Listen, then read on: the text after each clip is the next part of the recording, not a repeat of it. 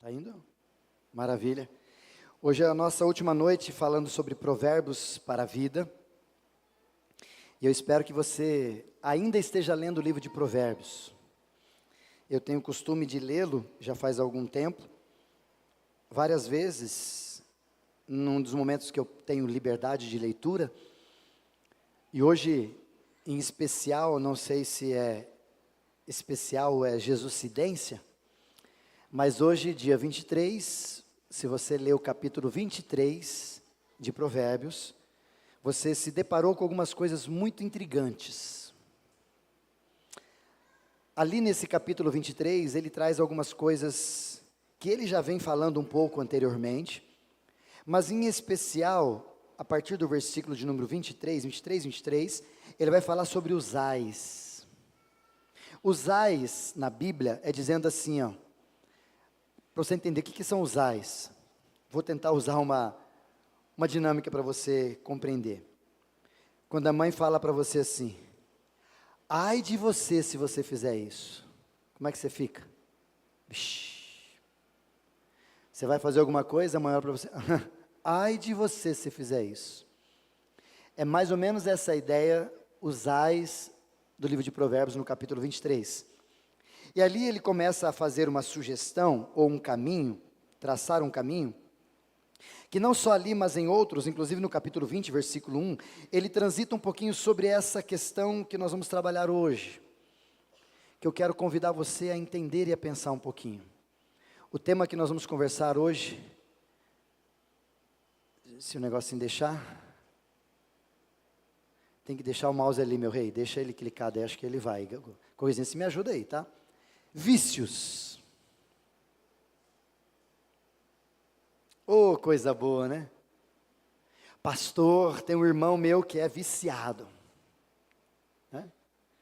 Pastor, o senhor precisa conversar com um amigo meu que ele, nossa, é viciado em droga, ele é viciado em álcool, ele é viciado em jogos. Todo mundo tem alguém que é viciado, não tem? E se esse alguém for eu e você? Você já parou para pensar? Será que nós admitimos, talvez, que nós temos alguns vícios? Admitir vício é do tipo admitir pecado. Será que a gente tem essa capacidade? Quando eu falo sobre isso, não está vindo não, meu querido. Se quiser, se puder me ajudar aí, eu estou apertando certinho aqui, mas não está aí não. Isso. Eu fiz uma pesquisa esses dias no meu Instagram. Tira ele e coloca de novo, Gabriel, por favor. Não. Tira o marcadorzinho daí, ó. Que está vindo aqui. Tira ele e coloca. Por favor. Isso, tira ele.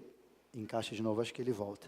Eu fiz uma pesquisa essa semana, no meu Instagram, e várias pessoas responderam essa pesquisa que nós fizemos. E ali eu tive alguns dados muito interessantes que eu queria compartilhar com você dessa pesquisa. Olha o que diz esses dados. Você acha que tem vício? Olha o que eles responderam para a gente. 68% disseram que sim, 21% disseram que não, e 12%, talvez, pode ser que eu tenha. Está vindo não, meu querido? Qual desses vícios você considera mais difícil de largar? Aí eu coloquei ali, cigarro, 1%, deu... álcool 3%, redes sociais 42% e refeição. Ali está errado, né? Refeião. É refeição. Tá? 54%. Já começaram a entender porque parece para o nosso dia a dia que quando a gente coloca vício, só teria cigarros, tabaco, etc e tal, álcool, e agora está entrando redes sociais, mas a gente às vezes não coloca o ato de comer exageradamente ou comer viciantemente. A gente não coloca como lista de coisas ruins, né? Esses dias eu conversei, inclusive ontem comi uma comida japonesa maravilhosa, né? E às vezes a gente vai, né, comer em alguns lugares, talvez é igual a você. Você vai num lugar e lá é rodízio para comer. Já foi em rodízio? Sim, rodíziozão. Rodízio de carne ou rodízio de comida japonesa. E você paga caro, por exemplo, num rodízio japonesa. Né? Às vezes o rodízio japonês é 80, 100, 150 reais. Aí você vai no rodízio japonês, 150 contos, você olha lá, você começa a comer, já foi suficiente, aí você olha para o seu coração, para o seu prato, para o seu bolso, para tudo e fala, não, eu preciso comer mais porque eu ainda não comi R$ 150 de comida japonesa. É assim ou não? Eu preciso gastar todo o dinheiro que eu gastei aqui em comida. 150 conto. Aí quando você, por isso que eu sugiro que você que gosta de se controlar nesses aspectos, ou tem dificuldade nisso, vai em à la carte, irmão. O bolso vai ficar sossegado, a barriga vai ficar sossegada, e nós não vamos comer pelo zóio. Não é assim que funciona às vezes? Por isso que eu coloquei ali sobre refeição, açúcar, uma série de coisas, porque nós temos essa dificuldade e infelizmente alguns de nós acham que esses elementos não fazem parte dos nossos vícios, mas nós vamos entender hoje que faz. Olha mais um pouquinho. Seu vício afeta seu dia a dia de forma negativa? Fiz essa pesquisa e algumas pessoas responderam, e a resposta dessas pessoas foi a seguinte: sim, 22, não, 24, um pouco. 54. Maravilha. E fiz outra pergunta. Dentro da sua família existem viciados? Para você também ter aquela possibilidade de apontar para alguém e dizer, você é viciado, né? A gente gosta disso, né? E aí eles responderam com tranquilidade, e as respostas que foram dadas foram as seguintes: se dentro da sua família tem, sim, 82%. Não, 18%. E aí depois eu fiz as últimas perguntas. Qual tipo de ajuda você acredita que é útil para você? Nós fizemos essa pesquisa no Instagram. E aí eles responderam da seguinte forma. Olha o que saiu o resultado dessa pesquisa. E comi mais uma letra ali, Jesus. Psicólogo, você entendeu, né? 36. Religião, 56. Agora passou rápido aqui. Outro, 8%. E alguns me responderam até dizendo psicólogos e religião, ou alguma coisa assim e tal, mas eu só coloquei essas três, porque são as formas, ou as duas, são as maiores ações que nós temos sobre ajuda, a despeito dos nossos vícios, e outros que algumas pessoas têm algumas outras ações. E coloquei tudo isso aí, e aqui quero agradecer a todos que fizeram, que nos ajudaram nisso, porque às vezes se expor ali, eu nem vi quem votou direito, eu simplesmente só vejo os números, para a gente fazer a estatística e conversar um pouquinho hoje. E eu agradeço você, mas eu queria te chamar a atenção sobre isso. Será que nós sabemos definitivamente o que é um vício? Ou talvez, você consegue responder essa pergunta de forma bem clara? Você é viciado? Pastor, misericórdia. Sou não. O grande problema, e aqui nós vamos entrar um pouquinho sobre isso, e eu quero fazer você entender, nesse primeiro momento nós vamos falar um pouquinho de forma bem técnica para você entender. Eu demorei bastante para ver isso, vou tentar fazer me explicado nisso, mas eu queria que você entendesse esse início, antes de olhar para a Bíblia especificamente, porque a Bíblia já nos clareava tudo aquilo que nós vamos falar, ou tudo aquilo que os neurocientistas, os psicólogos, todo mundo fala hoje sobre esse assunto. E eu gostaria de convidar você para a gente entender isso de forma muito tranquila. Primeira coisa que a gente precisa entender é sobre a funcionalidade e o sistema do nosso cérebro. Está ali o nosso cérebro, mais ou menos assim, só para você entender um pouquinho. E nessa região do nosso cérebro aqui, vou ficar desse lado aqui, nós temos aqui o córtex pré-frontal, a gente chama de, na linguagem nossa, o CPF do indivíduo real. Tem o CPF que você tem ali e o CPF real, o córtex pré-frontal, que ele está aqui em cima, neste lugar. E aqui nós temos um ambiente muito importante do nosso cérebro, que eu vou mostrar para você, já para você entender. Deixa eu passar aqui. Isso, ali nós temos o córtex pré-frontal, que tem a ver com a nossa racionalidade. Até nós falamos no encontro dos servos esquemais, que a motivação real e verdadeira, ela precisa estar estacionada no córtex pré-frontal, mais do que ali no sistema límbico, ou ínsula, que a gente chama noutra palavra. Por quê? Porque quando ela está aqui, ela é uma motivação racional. Quando ela está lá dentro, na outra parte, ela vai se tornar apenas algo emocional, dependendo então de muita dopamina. Inclusive é um livro muito interessante, Geração da Dopamina, o mundo da dopamina, de uma doutora, e ela vai falar um pouquinho sobre esse episódio. E ali dentro, Bota mais um para mim. E ali dentro, nesse sistema límbico, nós temos um lugar chamado do núcleus accumbens. Não precisa decorar esses nomes, só para você saber a localidade que eu preciso que você entenda isso. Aqui dentro tem um negocinho nesse núcleo aqui que nós vamos entender o que é isso aí.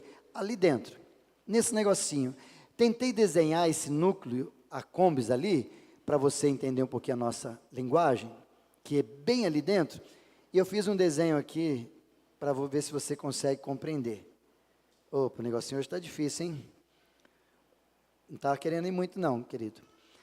Dentro desse lugar onde a gente está aqui, tem um chamado estriado. Isso não ficou legal aqui. Vocês estão conseguindo enxergar aqui? Era um amarelo bem forte e perdeu aqui na transição aqui. Esse estriado que está aqui dentro, eu fiz só esse desenho para amortecer um pouquinho, ele é responsável pelo ambiente do meu cérebro das recompensas, que é esse lugar que a gente guarda ou que a gente gera as coisas, ele vem para o córtex pré-frontal e ele vai para esse lugar também, para o núcleo ali, e ali no lugar, nesse estriado, ele começa a promover em nós as recompensas. Então você fica feliz, como por exemplo, você come, aí você se satisfaz, a recompensa de comer, ou de gastar aquele dinheiro, ou de estar naquele lugar, ela vem para o estriado e ali você começa a produzir as suas recompensas. E por produzir recompensa, você vai ficando feliz e mais feliz com isso. Mas há um problema aqui que eu quero que você entenda. Nesse estriado aqui, há uma divisão entre os dois aqui, nesse estriado. De um lado, você tem o lado da recompensa, que é chamado de ventral. Do outro lado, é chamado de dorsal. Cadê? Isso. E nesse ambiente, essas bolinhas que eu coloquei aqui, são aqueles momentos que você faz e que você produz alguma sensação maravilhosa. Por exemplo, quando você vai treinar, vou usar isso, quando você está fazendo academia, você está ali, academia gostosa, treinando, tal, a sensação, trazendo, você olha no espelho, tira aquela foto, a recompensa, a dopamina vai sendo gerada, desenvolvida, você vai criando outros hormônios também, outras coisas, enfim, tal, não vamos apertar nesse calo não, mas ele vai enchendo e aquelas bolinhas vão chegando e você vai tendo prazer, recompensa. O problema é que quando a gente vai gostando disso, opa, tô passando rápido aí, tio. Quando você vai gostando disso, isso aqui vai tomando morada, eles vão se linkando, estou falando bem de forma genérica, tá, irmãos, por favor. Ele sai daqui e vai para o outro lado. Por exemplo, eu vou na academia uma vez, 2 vezes, 3 vezes, 4 vezes, isso aqui começa a ficar mais solidificado, e aí tudo isso aqui vai para o lado de lá. E o que ele projeta no meu cérebro? Hábitos e vícios. Em outras palavras, só para você entender, e eu coloquei essa frase, para o nosso cérebro, o hábito e o vício estão no mesmo lugar. E isso muda um pouco a forma da gente pensar, sabe por quê? Porque a gente acha que os vícios têm a ver com alguma coisa que Satanás fez. Mas não necessariamente.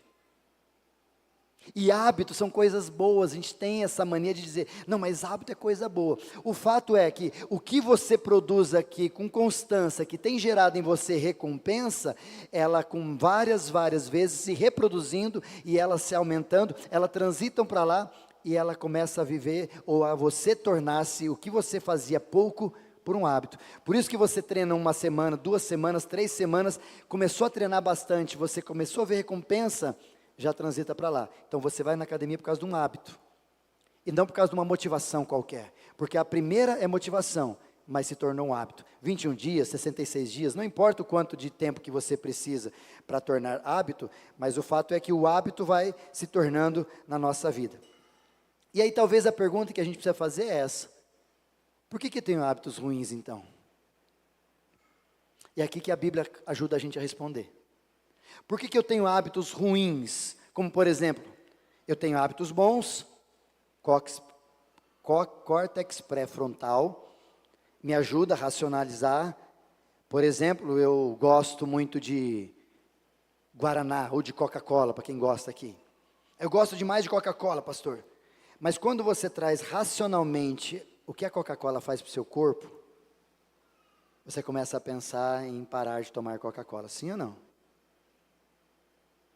Então você traz aquele hábito que você tem para a racionalidade. para a consciência. E aí você começa a filtrar, trazendo bons hábitos, e os maus hábitos você começa a evitá-los, por consciência.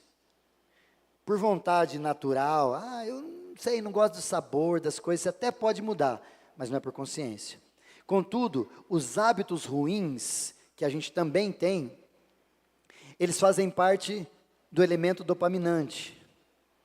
Que é o quê? A dopamina nada mais é do que uma substância que a gente vai tendo, tomando, ou qualquer coisa assim, enfim, falando de forma genérica, onde a gente começa a se utilizar dele para fazer com que, por exemplo, uma dopamina conhecida, natural, só para vocês entenderem basicamente o que a gente está dizendo, é o tal do pré-treino para treinar. Você toma uma cafeína, um pré-treino, você fala, cara, eu vou treinar. Você não está com muita vontade de treinar, mas a geração da dopamina no seu cérebro, por vários elementos externos, produzirem em você a vontade e você foi lá treinar. Dopamina. Por isso que os hábitos ruins, eles são frequentes dentro de nós, porque nós estamos lotados de possíveis posturas que vão sempre nos estimular. Por exemplo, você está na internet, não sei se você já fez isso, você está no Instagram ali, de repente você pensa, nossa, está com vontade de viajar para o Caribe. Daqui a pouco começa a aparecer o que ali para você? Um monte de proposta, viagem para o Caribe. Aí você fala, nossa, é Satanás. Não, irmão, é só um algoritmo do celular, que ele percebe, ele vê, ou você digita, ou ele ouve. É simples, não é Satanás não, é tecnologia só. E a gente começa a viver isso e começa a perceber que ao nosso redor existem vários gatilhos, eu prefiro usar a palavra estímulos, para nos levar a ter mais hábitos ruins do que hábito bom. Por exemplo, no seu trabalho, é mais tendencioso você fazer coisas boas ou coisas ruins, às vezes, ali. O seu patrão, ou uma nota, sonegar alguma coisa, ou fazer uma coisa errada. Uma vez dessas, eu estava ali na nossa avenida, e chegando na avenida ali, eu estava até com o Didi, lembra de ir na loja ali? Passei ali, tal, com a motinha, a minha Harley. Deixa eu voltar aqui. Está demorando aqui, meu lindo. Tira de novo aí para mim, Caio, enquanto eu faço aqui, só para... Isso. E aí, eu estava conversando com o Didi ali, e de repente, com a motinha, na via, na avenida ali, tem um espaço ali para atravessar, né? Aí eu olhei para cima, olhei para baixo, o que você pensa? O que seu cérebro fala?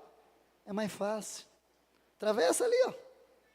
Dá, sei lá, lá em cima fazer o contorno, não, um balão, não. Atravessa aqui, você está de moto mesmo, passa ali e tal.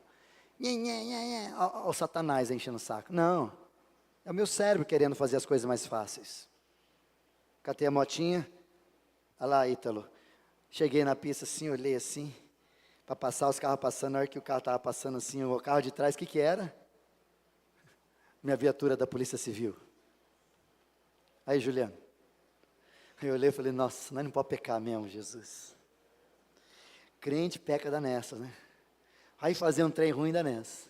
Fiquei quieto, abaixei a cabeça assim com a motinha, aí eu saí do lado dela assim, desliguei ela, fiquei do lado. Aí passou um carro, de repente eu olhei para cima de novo, o que estava vindo? Polícia Militar. Só faltou GCM vir naquele dia, Ju. Só faltou, Juliano. Aí, de repente, passou a Polícia Militar, aí eu parado ali, o policial me conhecia. E aí, pastor, o que está acontecendo? Falei, rapaz, fui atravessar aqui e eu acho que eu estou fazendo coisa errada, né? Brinquei com ele. Falei, é. Aí parei ali, fiquei conversando com ele, é. E aí o outro irmãozinho, vendo lá, acho que até o Didi estava vendo, né? Pastor, é assim mesmo, irmão. Aí você pergunta, nossa, Satanás fez... Não foi não, irmão. Foi o meu cérebro que, para me ajudar, claro que Satanás tem culpa em tudo que você imaginar, mas nesse caso ele vai criando e tal, mas o meu cérebro para fazer os meus hábitos, poxa, para que eu vou fazer isso? Chegar lá, fazer isso e tal, se eu posso só atravessar aqui e já vou embora que eu estou com pressa. E o cérebro é assim, fazer rápido, é mais fácil. O nosso cérebro, ele é preguiçoso, porque a gente dimensiona fazer isso. Então, a gente vai deixando ele preguiçoso, então o caminho mais perto, mais fácil, é que nem o Waze, o nosso cérebro. O mais rápido é no meio do mato, mas ele vai te mandar para mais rápido. Mas ele vai te mandar para mais rápido. E quando a gente olha para os nossos hábitos, a gente precisa desses 3 elementos que eu quero que você entenda ali. Olha quais são eles. Estímulo, rotina e recompensa, para se tornar um hábito. Por exemplo, ler antes de dormir. Eu gosto de ler às vezes antes de dormir. Alguns fazem, eu não faço isso, mas alguns fazem. Qual que é o estímulo? Ir para a cama. Qual que é a rotina? Colocar o braço do lado, pegar ali na cabeceira, um livro, a Bíblia, enfim, qualquer coisa, ou às vezes o celular mesmo, né? E qual que é a recompensa? Começar a cochilar e pegar no sono.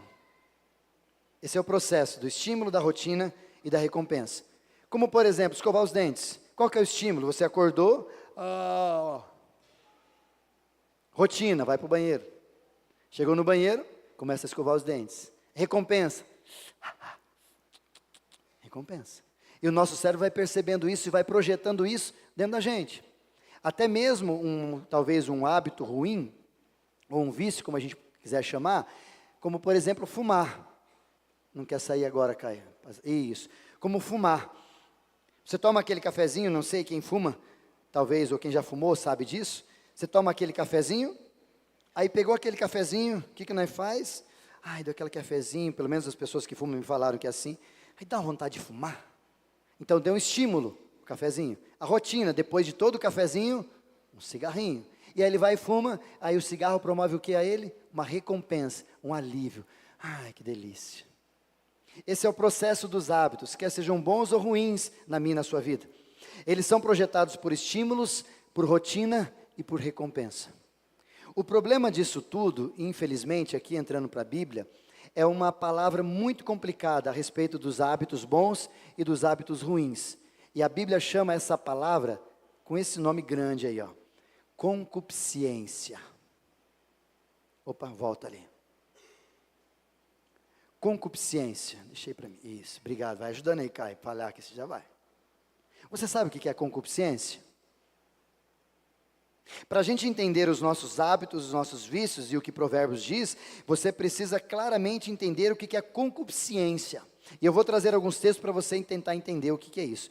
Passa mais um para mim, Caio. Olha o livro de Romanos, o que Paulo vai dizer para nós. Andemos dignamente como em pleno dia, porque somos homens e mulheres do dia, não em orgias ou bebedices, não em impudicícias ou dissoluções, não em contendas e ciúmes, mas revestindo-vos do Senhor Jesus Cristo, e nada disponhais para a carne, no tocante às suas concupiscências. Deu para entender o que é concupiscências, mais ou menos? Vamos continuar o texto.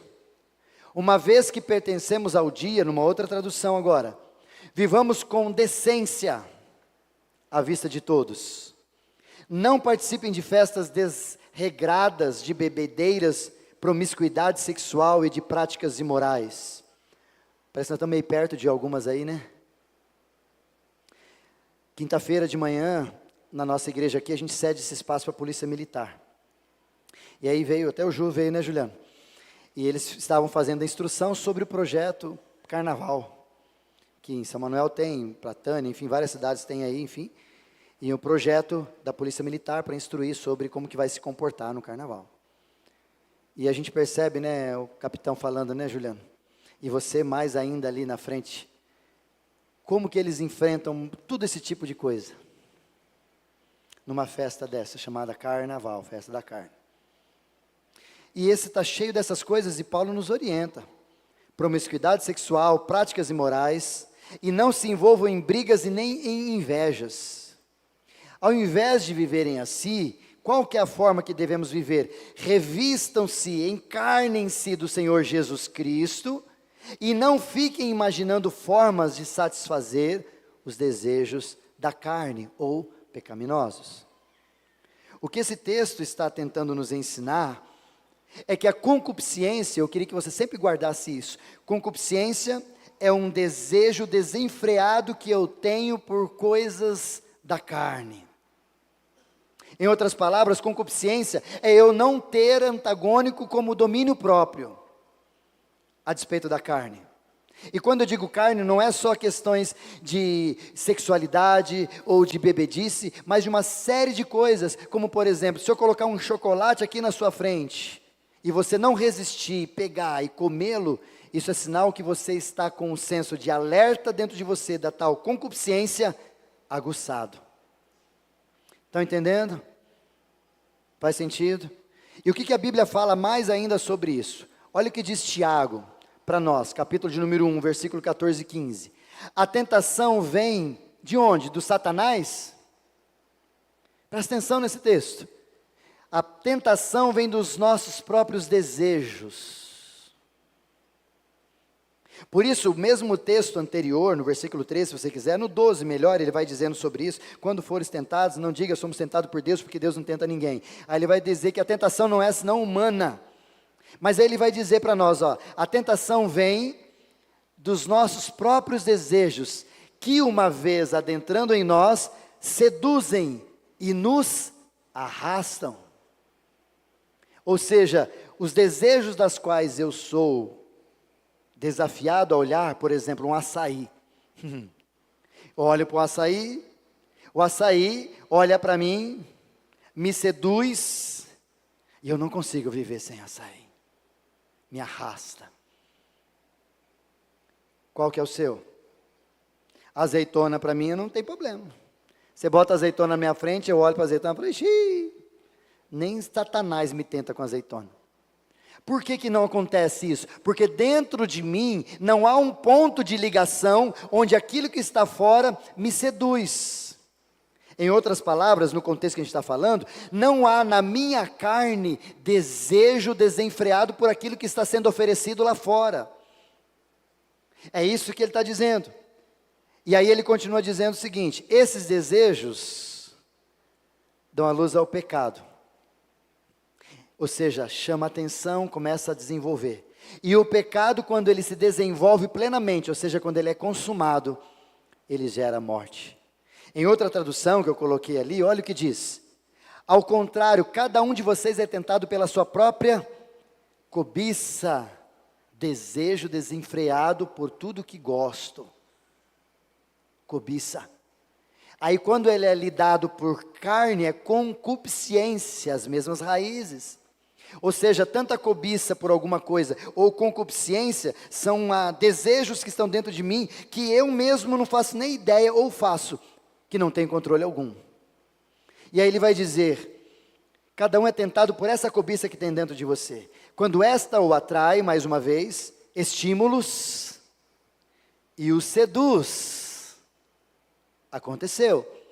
Então a cobiça, depois de haver concebido, mexeu comigo, deu à luz. O que aconteceu dentro de Isaías? Gerou pecado. E o pecado, depois que eu faço ele acontecer para fora, gera morte. Por isso que essa palavra concupiscência ela é tão importante da gente entender, porque os nossos maus hábitos têm a ver com isso, e os nossos bons hábitos têm a ver com isso.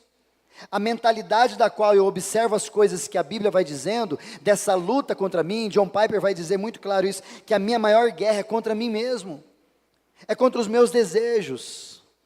Por isso que Jesus, a primeira coisa que Jesus veio fazer é salvar nós. Não, irmãos, a primeira coisa que Jesus veio fazer, sabe o que é? É matar nós. Pastor, onde está isso na Bíblia? Em João. Tem que nascer de novo, para nascer de novo tem que fazer o quê, irmão? Morrer. Primeira coisa que Jesus veio fazer é matar o Isaías, para que esses desejos que outrora, quando Paulo estava falando que eu era da noite, agora eu sou do dia, Romanos, agora eu preciso viver como alguém que não é seduzido pela carne, como Gálatas capítulo 5, versículo 21 vai dizer para nós, que por causa da carne que eu vivia, os desejos, a vontade, e não só de vício, mas de tudo que eu quero fazer, tudo isso começa a me acumular, a me incomodar, e eu começo a ceder a despeito disso, daqui a pouco eu não sei mais o que eu sou, e aí vem Jesus e fala, nós vamos mudar isso, e mata o Isaías, para que eu possa nascer de novo, e esse novo nascimento que eu tenho em Cristo Jesus, ele começa como uma nova criatura. As coisas velhas já passaram, eis que tudo se fez novo, ou seja, eu vou me tornando alguém diferente, uma nova criatura, alguém que está sendo forjado agora pela ação do Espírito Santo de Deus na minha vida. Mas a grande pergunta que a gente precisa fazer, pastor, então quando você nasce de novo, você não tem mais esses desejos da carne? Não! Fica com nós. Não vai embora. Você nasceu de novo, você se entregou a Jesus, aí você tem um problema semana passada, Você tinha um problema no trânsito, você é um cara ignorante no trânsito, na semana anterior, e aí você brigou no trânsito, xingou o irmãozinho lá. Filho do mano, não sei da onde, das contas que veio da onde, sei lá. Né, Juliano? Tem muitas brigas de trânsito, né? Aí você veio na igreja num domingo, aceitou Jesus, aleluia, e você agora é nosso irmão, eis que tudo se fez novo, maravilha. Aí você sai de carro na outra segunda-feira e vai aparecer com certeza um indivíduo lá para testar você. Aí ele vai aparecer de carro e dá aquela, né? Se for em Botucatu ainda mais, né? Pior ainda. Vai dar aquela treinada e você vai falar o que lá? Cristo Jesus te liberta, irmão, aleluia, Senhor. Você não vai, irmão. Vai ser muito difícil você ter esse tipo de reação.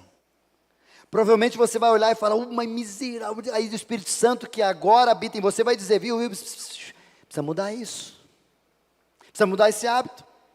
Porque aqui no seu córtex pré-frontal, agora você tem racionalidade, agora o Espírito Santo vai trabalhar em você. As suas emoções eram o quê? Aquele cara fez isso, a recompensa que eu briguei com ele, e ele vai aprender a dirigir, e eu fiquei aquela doideira. Peraí, mas agora o meu cérebro, tudo que eu sou precisa ser transformado. Porque quando eu me encontro com Jesus, infelizmente, gostaria que não fosse, mas é assim a verdade, a concupiscência vai continuar dentro de mim, e eu preciso trabalhar contra mim mesmo, contra os meus desejos, contra as coisas que me seduzem, para que cada vez mais, os frutos do Espírito, Gálatas capítulo de número 5, versículo 22 e 23, quando ele diz, os frutos do Espírito são amor, alegria, olha o que eu estou dizendo, mas os frutos do Espírito são, é assim que diz o texto? Não, o texto diz assim, Gálatas capítulo 5, 22, dá uma conferida na sua Bíblia. Mas o fruto do Espírito não são, porque não tem a ver com vários frutos, tem a ver com um fruto, por isso que ele diz, o fruto do Espírito é amor, alegria, paz, longanimidade, bondade, fidelidade, benignidade, mansidão e domínio próprio. 9. E ele diz no final do versículo 22, contra essas coisas não há lei, ou seja, contra isso não tem, mas antes de dizer isso, ele vai dizer, dentro de nós há uma luta incessante entre a carne e o espírito, entre a concupiscência, desejo de fazer aquilo que está no meu coração, do que eu quero, dopamina, recompensa, vontade momentânea, prazerosa, e o Espírito Santo dizendo, a nossa vida agora não é assim não. Por isso que, quando eu olho para o texto, o livro de Mateus, Jesus falando para nós, ele diz uma expressão muito interessante. Vigiem e orem, para que não caia em tentação. O Espírito, na verdade, está pronto. Faltou o texto aí, Caio, fique em paz. Mas a carne é fraca. Preciso que você nunca esqueça o contexto desse texto, irmãos. Só pelo capítulo dá para você saber onde ele está. Mateus 26, esse capítulo é onde Jesus está lá no Getsêmani orando, com aquela angústia, aquele momento difícil, onde ele separa os seus discípulos, ele vai para o monte orar, e ele separa os 3 e fala para os 3, fique aqui orando por mim que eu vou ali orar, porque a minha alma está angustiada, intercedam por mim. Esse é o contexto desse texto, certo? Você precisa entender muito claro isso. E aí quando ele diz esse é o contexto do texto, Jesus vai e ora, aí ele volta e encontra eles dormindo. Aí Jesus fala, vocês não conseguem preservar uma hora, uma horinha aí dormindo, orando por mim? Bora aguentar. De novo Jesus vai, ora, pela segunda vez ele vem e olha, os caras estão de novo, os 3, dormindo. Aí Jesus solta essa expressão, vigiem e orem, para que vocês não caia em tentação. Na verdade o espírito está pronto, mas a carne é fraca, dizendo, sabe o que para a gente? Queridos, quando a gente se encontra com Jesus, quando nos rendemos a Jesus, o nosso espírito, ele está pronto, mas a carne vai sempre lutar contra nós. A carne vai sempre combater o espírito da qual o Espírito Santo está promovendo em minha vida e transformando quem eu sou, está pronto, porque já foi uma obra completa. Mas a carne da qual eu sou é fraca e ela não quer fazer o que o espírito quer, ela quer fazer o que a carne quer. Por isso que ele chega na terceira vez e olha, encontra os dormindo e fala, vamos embora, já era, vamos para lá, que o traidor já está chegando, aí eles vão e Judas chega. Esse é o contexto de capítulo 26 de Mateus. O que Jesus está ensinando a gente, eu gostaria muito que você não perdesse isso, é que a carne, ela é muito forte. As concupiscências, os desejos desenfreados que a gente tem, isso é muito claro, muito forte dentro de nós. E se eu e você não tomarmos cuidado, a gente vai ter mais hábito ruim do que hábito bom. Esquece a palavra vício. Porque a gente tem não sei quem deu isso para a gente, mas nós temos a possibilidade, ou a postura, ou o carinho, enfim, qualquer coisa que você quiser usar aí, de falar que vício é só quem bebe, quem fuma. A gente tem a mania de dizer que o fato de você comprar desenfreadamente não é um vício, é só uma compulsão. É também, irmão. É tudo balainho. Está tudo ali sendo projetado por recompensa, no ventral ou no dorsal, por consciência. Está tudo ali, dopamina, você é colocado. E a tecnologia, as redes sociais, e tudo que eles fazem é para fazer isso na gente, é para fazer uma geração de dopamina. Até a palavra fugindo, igual o Manuel, a palavra fugindo. De dopamina, para que eu e você vivamos assim, tudo desesperado em satisfação própria. Concupiscência da carne. E aí eu quero te levar para o texto, para você entender qual que é um dos que ele fala. Capítulo 20, versículo 1. O vinho é zombador e a bebida forte causa alvoroço. Todo aquele que é vencido por eles não é sábio. Há uma palavra muito forte nesse texto, e Paulo empresta essa mesma expressão lá quando ele fala aos Romanos, quando ele diz assim: tudo me é lícito, mas nem tudo me convém. Eu posso o que eu quiser. Aí ele entra nessa expressão: mas eu não me deixarei ser dominado por nenhuma delas. Por isso que, para você entender de forma bem clara, qual é o problema dos hábitos ruins ou dos hábitos bons? A dificuldade está no quê, queridos? Os hábitos são ótimos quando eles estão sob o controle. Quando eles perdem o controle, eles se tornam vícios. Os hábitos bons são hábitos bons porque fazem parte da minha vida. Por exemplo, tenho o hábito de ler a Bíblia, tenho o hábito de orar, tenho o hábito de vir à igreja, isso é muito bom. Mas talvez você tenha um hábito também de sair da sua empresa, em vez de ir para a sua casa, parar num bar e encher o caneco. É um hábito ruim. E esse hábito está fazendo mal. E para você transformar, por que a gente trouxe sobre hábito e não sobre vício? Porque é muito comum a gente chegar diante de Deus e falar: Senhor, tira esse vício de mim. Quando você deveria entender a sua responsabilidade e falar: Senhor, trabalha nesses hábitos na minha vida, no meu cérebro, no meu coração, para que eu possa ter atitude de transformação. Por isso aqui eu quero colocar outros textos para você. Provérbios 23. Olha os ais. Para quem são os ais ou os pesares? Para quem são as rixas? Para quem são as queixas? Provérbios 23, 29. Para quem são os ferimentos sem motivo? E para quem são os olhos vermelhos? Para os que demoram em beber vinho, bebem sempre, longamente.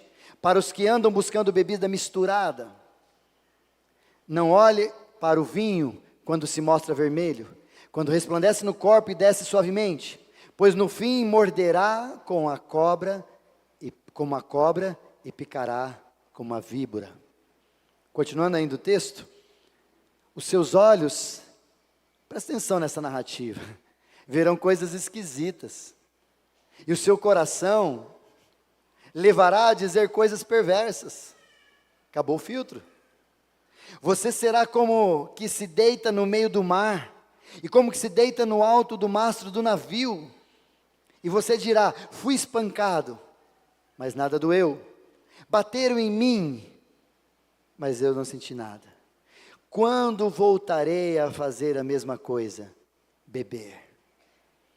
Isso aqui talvez é a vida de um indivíduo de ressaca. Conhece alguém assim? Já viveu isso? Esse é um dos vícios mais comuns e infelizmente parecia que ele estava terminando, mas é um dos vícios que infelizmente a nossa juventude está cada vez mais afundada. Se você acha que não é, dá uma olhada nessas festas que nós vamos ter aí. Dá uma olhada lá no polo esportivo nosso ali, que tem crianças com bebidas alcoólicas nas suas mãos. E a gente acha: não tem problema, pastor. Não tem problema, não, mas isso aí não tem problema, será? Será que nós não estamos gerando concupiscência nos nossos filhos? Até porque, queridos, as pessoas, deixa eu dizer isso aqui sobre bebida para você. As pessoas que têm propensão a vícios, de todas as formas possíveis, têm vários traços de personalidades em comum. Coloquei alguns deles aqui. Por exemplo, comportamento impulsivo ou dificuldade de retardar desejo de gratificação. Vive sempre querendo mais, dopamina, tanto que se você tirar a droga de um indivíduo, ele vai pegar a droga em outro lugar, ou outro tipo de droga, porque não é o problema a droga, é a geração que o cérebro dele está produzindo no coração dele, para ele sempre desejar mais, essa geração dopaminérgica que a gente está vivendo. Segundo, mau equilíbrio na vida, uma mentalidade de tudo ou nada. Faço uma pergunta de novo. A maioria dos adolescentes que estão lá, você vai conversar sobre a família, como é que são? Fala, seja bem honesto. A pergunta que eu sempre faço quando eu passo lá com a minha esposa é: cadê o pai desse povo aí, gente? Cadê a mãe desse povo? O que aconteceu? Será que não sabe o que eles estão fazendo? Não sabe o que está acontecendo? Eu me recordo do dia que eu apanhei da minha mãe, uma das vezes que eu me recordo, apanhei várias vezes, mas uma das vezes que eu recordo que eu apanhei da minha mãe, foi quando eu voltei para casa, eu nem sabia o que eu estava falando, eu falei um palavrão. Minha mãe sabia, mas eu nem sabia, porque eu repeti, porque o meu amigo falou. Rapaz, mas foi uma só, assim, pá. Repete para você ver. Eu falei, nossa, mas nunca mais. Ela está comigo, andando comigo, sabendo o que está acontecendo. Ela olhava a minha bolsa, para saber o que eu levava. Ela chegava perto de mim para ver que bafo eu tinha. Cadê o pai dessas crianças aí? E o outro problema, pouca tolerância à dor emocional. Por quê? Porque não consegue viver com frustrações. O primeiro namorado que termina com você, você fica maluco. Seja bem honesto, queridos. Quantos suicídios você já ouviu de adolescentes que perdeu a namorada? Juliano, a polícia sabe de vários desses. Gente, é terrível, é que não se conta e nem pode fazer esse tipo de anúncio. Mas, gente, por quê? Porque perdeu a namorada, irmão. Ou um namorado. Talvez esse indivíduo não vive com frustrações, ou o pai nunca permitiu que ele se frustrasse, ou nunca disse não, ou nunca fez nada. Então ele foi cogitando, formatando dentro dos indivíduos esse tipo de... Aí quando a primeira frustração forte vem, o que ele faz? Vai para as drogas, vai para algum vício, vai para alguma dependência, vai para alguma compulsão, e aí ele não consegue, por quê? Porque ele, sim, vai se quiser. E por último, históricos de vício da família, que é o mais importante talvez nesse ROM, que tem a ver com o ambiente. E aqui uma pessoa essa semana me perguntou uma coisa muito importante, talvez seja dúvida de vários de vocês. Me perguntaram assim, pastor, existe maldição hereditária? No sentido bem claro da palavra. Por exemplo, o que meu pai fez vem para mim. Eu tenho que te dizer algumas coisas sobre isso de forma bem rápida, que eu não posso aprofundar muito. Quando Jesus morreu na cruz, Isaías 53 vai dizer para nós que ele levou sobre si todas as situações, pecados, etc. Inclusive ele fala, levou sobre si todas as nossas maldições. Isso quer dizer que o conceito maldição, ou um mau ser que sou, está comigo e fica comigo. Por exemplo, o Manuel e a Kátia, vou usar os meus queridos ali de exemplo, que está com a avó ali. O Manuel e a Kátia têm uma postura na sua, quando eram namorados, depois casaram, aí veio o Luiz e o Lucas, maravilha, e aí de repente o Lucas pode falar, isso aí veio dos meus pais. Mais ou menos. Por que isso? Porque esses dias eu falei isso para vocês aqui já, que uma pessoa disse que ela trai a esposa, ele dizendo, eu traio a minha esposa, porque lá atrás os meus pais já faziam, meu bisavô já fazia, então eu sou amaldiçoado. Facinho, né, irmão? Se fosse tão simples assim, nós chegávamos, vamos orar, acabou. Vamos orar por essa maldição aqui, vamos acabar com tudo isso aqui e tal. O irmãozinho sai de lá assim, nossa, a mulher ali, não quer mais não, ixi, não quer mais não. Não funciona assim. Porque é transformação de caráter. É morrer, nascer de novo, é lutar contra as concupiscências. E uma das ações é percorrer os ambientes nas quais você vive, porque não adianta eu olhar para os meus ambientes, e a família faz muito isso. Por exemplo, você tem isso lá atrás de Abraão, de Isaac e Jacó. Presta atenção nisso. Abraão mentiroso, Sara mentirosa, conceito mentira na vida deles, de transição em transição, foi indo para Abraão, foi para Isaac também viveu a mentira ali com Sara, Jacó também viveu bem essa mentira, e vocês sabem disso, e quem quebrou isso? José. Até então aquela maldição estava ali sempre incomodando, mas quem quebrou isso? José fazendo oração? Não, José saindo do ambiente tóxico que eles estavam produzindo, inclusive que a família faz, e indo para outro ambiente, e nesse outro ambiente, Jesus restaura, transforma, ele só depende de Deus, e Deus resgata e transforma, e depois dele para frente, não tem mais o ambiente de mentira na família. O que eu queria que você entendesse nisso, para a gente partir para os desafios práticos, é que é muito perigoso você ficar jogando a culpa na espiritualidade de uma geração que já passou. Claro que você tem que entender e tomar posse daquilo que Jesus fez na cruz. Ele levou sobre si todas as nossas maldições. Mas se você entender que tudo isso que você está vivendo, ou os vícios, ou os maus hábitos, e você não entender que o seu ambiente, ou as circunstâncias da sua vida ali, precisa ser mudada, não vai adiantar, irmão. O meu vizinho essa semana me perguntou: pastor, eu fiz bagunça aqui, meus amigos aqui fizeram churrasco em casa, quarta-feira, vocês ouvem aí, desculpa. Eu falei: não, Cássio, fique em paz, meu rei, aqui é só alegria. E aí ele perguntou: pastor, eu falei para ele: eu fico triste com você, Cássio, por causa dessas coisas. Ele falou: como assim, pastor? Eu fico triste porque você não chama eu para comer, você só me manda cheiro. Meu vizinho de parede. Aí falou: oh, pastor, não, mas é que a galera aqui bebe demais. Aí você vai ficar preocupado. Falei: não, irmão, qual o problema de eu estar com vocês comendo a carninha? Você bebe, pastor? Falei: não, eu não bebo. Falei: por que você não bebe? Aí eu respondi para ele talvez o que você deveria entender. A Bíblia não fala que beber é pecado. Nossa, pastor, é verdade? É verdade, está lá no texto. A Bíblia fala que a bebedeira, ficar bêbado, isso sim é pecado, o descontrole. Só que eu não bebo nada de álcool, porque eu não quero criar nenhum vínculo, ou nenhum empecilho, ou nada que possa provocar em você um escândalo, como Jesus disse.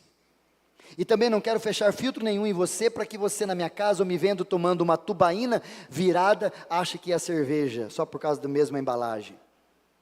Mas isso é uma experiência minha, você não precisa seguir isso. Mas você também não pode, como eu respondendo um texto de uma pessoa essa semana que me mandou, dizendo sobre Jesus: ah, mas Jesus tomava álcool, o pessoal daquela época tomava, é verdade. Só que você tem 80% mais de texto dizendo para você tomar cuidado com vinho, com álcool, do que falando para você fazer e tomar. Então não use Jesus para dizer que você pode beber a hora que você quiser, inclusive socialmente, porque Jesus bebia. Não usa Jesus para o teu exemplo, se você não é capaz de ser igual a ele. E por que ambiente familiar? Eu tive um tio que morreu afogado porque era bêbado, irmãos. Então talvez você não saiba o histórico do irmão da sua família, ou do irmão que vai visitar a sua casa, ou você oferecendo cerveja. Você não sabe se ele teve um problema com bebida alcoólica, ou com alguém com bebida alcoólica, que acabou tendo problema na sua família. Eu me recordo do tio Rubens, meu pai que está acompanhando a gente sabe disso, o irmão do meu pai o mais novo. E ele estava, infelizmente, nos vícios bem profundos, droga e bebida. E o tio Rubens, aquele dia, foi pescar. Infelizmente, bebeu demais, pescou e o anzol enroscou e ele entrou na água para tentar tirar, como comumente faz. E a gente encontrou o corpo dele afogado. O meu âmbito familiar não me permite ter isso, porque eu sei o que isso faz de mal. E a mentira também faz isso. Comer exagerado também faz isso. Vários outros hábitos ruins que a gente tem também faz isso. Por isso eu quero desafiar você nisso. A sabedoria é como antídoto para nós. Por isso que o Provérbios é importante. Olha isso. A sabedoria é o tema central do livro de Provérbios e é fundamental para evitar os vícios que podem nos escravizar. Olha o que diz a palavra de Deus. Eu queria que você guardasse esse texto. Vai passando aí para mim, meu querido. Passou todos aí, meu rei. Isso. Através da sabedoria podemos discernir o que é bom e o que é prejudicial. permitindo-nos tomar decisões que honrem a Deus e promovam o bem-estar. Por isso que a sabedoria é o antídoto para isso. Deixa eu te passar mais uma. Provérbios capítulo número 2. Porque a sabedoria entrará no seu coração e o conhecimento será agradável à sua alma. O discernimento o guardará e o entendimento te protegerá, inclusive, desses maus hábitos. Como que você lida sobre isso? Por isso, como usar da sabedoria? Quero desafiar você sobre isso. Primeiro, busque a sabedoria de Deus. Há uma frase que um neurocientista disse, eu gosto muito quando ele diz isso, Wesley, e ele vai falar essa expressão: cuidado, alguns vícios, só boa vontade não funciona. Sabe quando você diz assim, a hora que eu quiser eu paro. Qualquer que seja o hábito ruim, não para, irmão. A carne não é tão simples assim, não. Por isso, busque a sabedoria de Deus. Dedique tempo à oração e à leitura bíblica. Peça a Deus que lhe dê discernimento e sabedoria para enfrentar os desafios. A meditação das Escrituras é uma forma poderosa de encher o seu coração com a verdade de Deus e você se fortalecer contra os maus hábitos. Olha o que diz o Salmo 119, 105. Lâmpada para os meus pés é a tua palavra e luz para o meu caminho. Segundo desafio que eu te faço, cerque-se de pessoas sábias, irmão. Você precisa rever quem está andando com você e quem senta na tua mesa, dentro da tua casa. Olha o que isso diz no texto. Busque companhia de pessoas que demonstram sabedoria e que podem oferecer conselhos e apoio. A influência de amigos sábios pode ajudá-lo a evitar decisões impulsivas que levem ao vício. O próprio texto de Provérbios diz isso, capítulo 13, versículo 20. Olha o que diz. Quem anda com os sábios se tornará sábio, mas o companheiro dos tolos sofrerá a alma. Que tipo de gente você tem andado? Pratique a autodisciplina. Desenvolva hábitos de autodisciplina que ajudem a resistir às tentações. Como, por exemplo, um elemento de autodisciplina é você fazer jejum, irmão. Faz jejum, pastor, eu não consigo. Faz meia hora, faz uma hora, faz no café da manhã até o almoço. Vai um pouquinho mais, Mas faz, isso te ajuda a olhar e você conseguir falar, quem manda aqui sou eu. Já traz um amigo meu falando assim, pastor, Jesus pode pedir tudo, mas se ele pedir jejum, eu não consigo. Você está dizendo com toda a declaração, sou mais fraco do que o meu corpo. Se você é mais fraco nessa área, é muito provável que em outras você pode ceder também, cuidado. Olha o que diz a palavra, 1 Coríntios 9, 27. Mas eu esmurro meu corpo e reduzo a servidão, para que tendo pregado a outros, não venha eu mesmo a ser desqualificado. Ou seja, eu preciso fazer autodisciplina de quem eu sou. Mais uma dica para você, avalie suas influências. Reflita sobre as influências em sua vida, o seu Instagram, todo mundo que você ouve, quem que é, quem que não é, o que você assiste, o que você lê, essas influências estão promovendo sabedoria ou alimentando o seu vício? Faça ajuste necessário. Você tem problema com pornografia, irmão? Sai do Instagram. Bota a senha, bota seu computador com um monte de gente para ver. Chama teu pastor para falar, pastor, fica olhando o meu histórico aqui. Porque se você não fizer isso, se você não tomar consciência disso, você é uma vítima fatal para esses vícios que vão acabar desenvolvendo cada vez mais. Filipenses 4:8, irmãos, em tudo que é verdadeiro, tudo que é respeitável, tudo que é justo, tudo que é puro, tudo que é amável, tudo que é de boa fama, se há alguma virtude nisso, que seja isso que ocupe o vosso coração e a vossa mente. Como que a gente está enchendo a nossa mente, irmãos? Quanto tempo você gasta aqui na internet olhando, e essa semana eu fui adicionado a uma situação que veio o relatório de quanto tempo eu gastei, e eu percebi e fiquei feliz que eu gasto muito mais tempo no WhatsApp do que qualquer outra porcaria na internet. Porque o WhatsApp eu tenho que responder os irmãos e mandar toda hora, tem uns irmãos que enchem, tem uns irmãos que mandam toda hora, maravilha, que bom, e eu olhei e falei, aleluia Jesus, não é Instagram o que eu mais vivo, não é rede social, é o WhatsApp de resposta. Como são as suas influências? Quinto, esteja aberto à correção, que talvez seja mais difícil, né? Esteja disposto a ouvir conselhos e correções, como num culto como esse, chamando a atenção para você mudar os seus hábitos. A humildade para aceitar feedbacks é uma característica de uma pessoa sábia. Ouvir e falar, poxa vida, eu preciso pensar, no mínimo pensar sobre isso. Olha o que a palavra de Deus também diz para nós, Provérbios 12. Aquele que ama a disciplina, ama o conhecimento, mas o que aborrece a correção é insensato. Capítulo 13 de Provérbios também vai dizer no versículo 13, aquele que não ama a disciplina, aquele que não ama ser corrigido, uma hora vai pagar o preço. Por isso, Gálatas capítulo 5, versículo 1, a resposta para tudo isso, para os teus maus hábitos, é o Evangelho de Jesus. Olha esses textos que eu quero que você guarde. Primeiro, Gálatas 5, 1, para a liberdade que Cristo nos libertou, permanecei, pois, firmes, e não vos deixei submeter de novo a um jugo de escravidão. Faça valer a pena que Jesus morreu por você, e pare de ser vítima e escravo do seu corpo, escravo dos teus desejos, escravo da tua cobiça, escravo das tuas concupiscências. É isso que Paulo está ensinando para nós. Paulo ainda fala para a gente em Romanos, capítulo 5, versículo 22, mas agora, libertos do pecado, e feitos servos de Deus, tende o vosso fruto para a santificação, e por fim, a vida que Ele tem nos concedido. Por isso, 2 Coríntios também, capítulo 5, versículo 17, e se assim alguém está em Cristo, nova criatura é, as coisas antigas já passaram, eis que tudo se fez novo. Eu quero finalizar dizendo para você que o Evangelho é a resposta, sabe por quê? Onde teremos que mudar? Nos atributos. Por isso que se você não moldar-se em Jesus, você não vai mudar, é só uma força de vontade e não vai transformar. Por que atributos? Porque eu tenho atributos e você tem atributos. Nós dois temos coisas das quais veio da genética dos nossos pais, veio das ambiências dos nossos pais, veio de todo mundo, como eu falei da história de Abraão, Isaac e Jacó, veio de tudo isso. E se Jesus não mudar essa essência da qual é pecaminosa dentro de mim, não vai funcionar. Por isso que é só o Evangelho que muda. Segundo, angústias. Muitos dos meus hábitos, dos seus hábitos, foram criados por causa das angústias que eu tenho, dos medos que eu tenho. E a tratativa das angústias e dos medos é só o Evangelho de Jesus que faz, irmão.